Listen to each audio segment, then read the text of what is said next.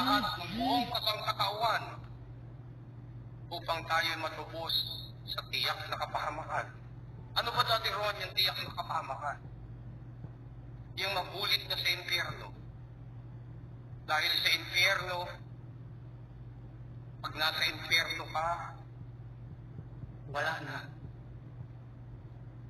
Kahit na manalangin ka pa, hindi ka na pakikinggan. Kasi nung nabubuhay ka pa, hindi mo pinakinggan ang salita ng Diyos. Tapos nung nasa impyerno ka na, sasabihin mo, Lord, alisin mo ko rito, napakainit dito, Lord. Hirap na ako. Isa lang ang sasagot sa'yo ng Panginoon. Isa lang ang sasabihin ng Diyos sa'yo. Anak, nasusulat. O diba? Dahil nung nabubuhay mo siya, hindi man lang niya binigyan